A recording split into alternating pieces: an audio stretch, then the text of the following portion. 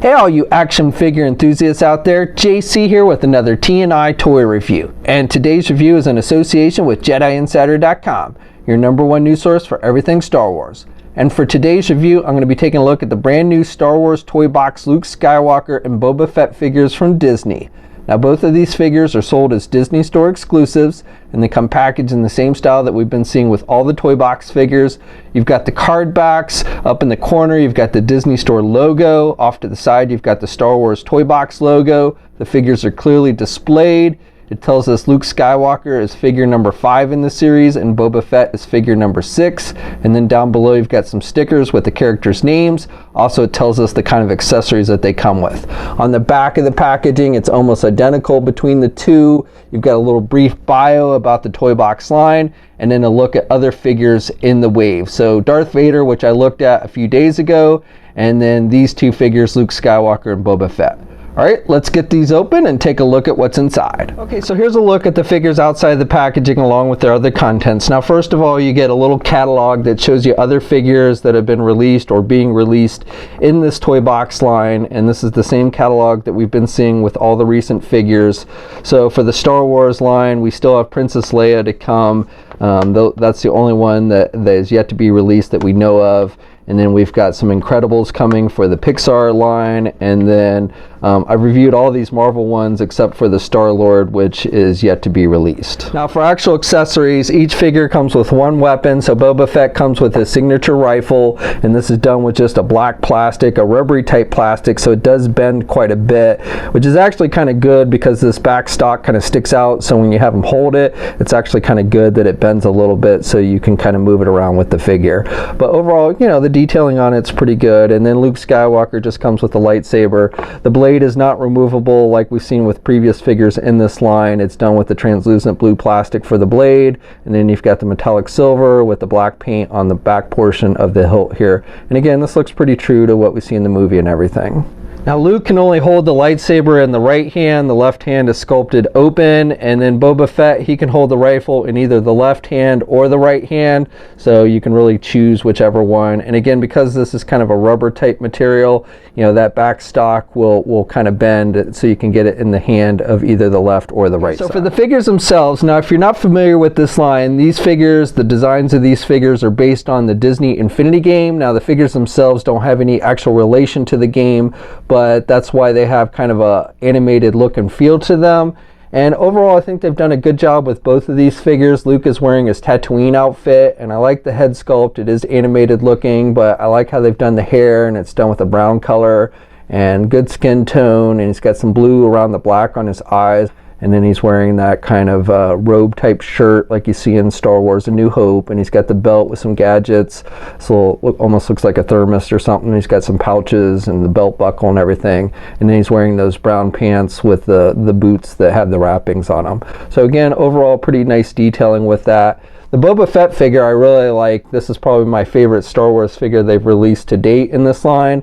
So they've even included the little dent on his head, and you've got some lighter color there, so I like that detailing. He's got the viewfinder as well, but it's actually sculpted so it doesn't move or anything.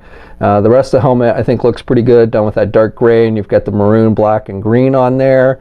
And then he's got the bright color shoulder pads and the wrist rocket or flamethrower, and this one is done with the right side is done with the maroon color, and you've got a little bit lighter color here on the hand. Same with this one. And you've got the Mandalorian symbol on the left shoulder pad here. The right shoulder pad is blank, and you've got that little symbol on his chest like you see in the movie in the green color, and you've got a lighter gray color on the sides here. They've even included like the Wookiee mane or scalp or whatever this is, the little rope that you always see, even though they've done it with a light gray color as opposed to a brown color. So, you know, the color's a little bit off with that, but they did include it. And then he's got the belt, and you've got the black with the maroon color, and then the gray color on the legs with some pouches, again with the knee pads done in the bright orange, and you got some metallic silver there. And the legs do look very skinny on this figure, but again, that's kind of in keeping with the whole animated look and feel. And then I like even on the feet how they've sculpted the little spikes that come out of his boots, and those are done with a brown paint. The backpack is not removable, and neither is the rocket, which is gray. Now Luke Skywalker stands at about 5 inches tall, and then Boba Fett is taller. The top of his helmet is about 5¼ inches tall, and then if you count to the tip of his rocket, it comes up closer to 5½ inches tall. Here's a comparison with all the other Star Wars toy box figures that have been released. So we've got Wave 1 that had the First Order Stormtrooper, Kylo Ren, and Rey figures, and then Wave 2, which is Luke Skywalker, Boba Fett, and Darth Vader.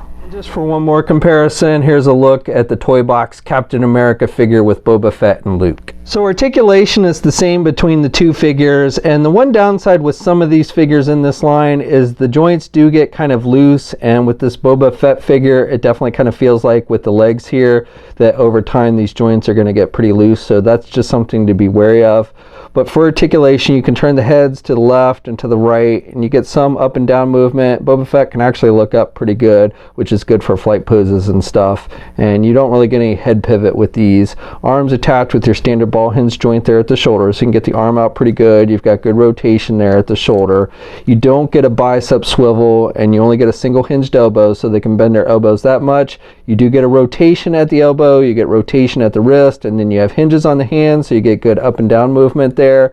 You've got a midsection joint, so you've got rotation, no ab crunch or anything like that though. And then with the legs, you can do the splits that much, and you can get the leg forward about that much, and you can't really do the legs back very much with these. And then with the knees, you have single hinge knees, so it can only bend the knees that much. Again, you get rotation there at the knees, and then with the feet, you've got hinges, and you do have ankle pivot with these, and 2 peg holes on the bottom of the feet. And with Luke on the legs, you can't move the legs as forward as much because his shirt comes down over the legs, so that restricts some of the movement. Same with the back movement, that's about as far back as you can get, but he can still do the splits pretty good there. And then like with Boba Fett, he's only got the single hinge knee, and he's got rotation at the knee, he's got the hinges on the feet, and he does have ankle pivot and 2 peg holes on the bottom of the feet. Okay, so that's my review. So like I always say with these toy box figures, if you like the Disney Infinity game designs, or you just like your characters to have an animated look and feel to them, I think these are fun figures. They do have basic articulation and accessories and paint applications, but again, I think they're overall pretty fun figures. Now the one downside with some of these figures is they do suffer from loose joints. I think this Boba Fett figure will be one of those with the leg joints, so that is something to be wary of. But again, I think they're fun figures and worth adding to your collection. Now both of these figures are available now. They are Disney Store exclusives. We'll have a full image gallery up at JediInsider.com. There'll be a link in the video description below. Also, if you like the space walls that are featured in this video, please check out our sponsor gtptoys.com. They're the ones that make those, and I'll put a link to them in the video description below. Please leave a comment. Let me know what you think about the figures. If you're so inclined, please like the video. If you haven't already, please subscribe to the channel. I'd really appreciate it. You can also follow me on my Facebook, Twitter, Instagram, and Twitch accounts. I have links to those in the video description as well. And until next time, guys, I'll catch you later.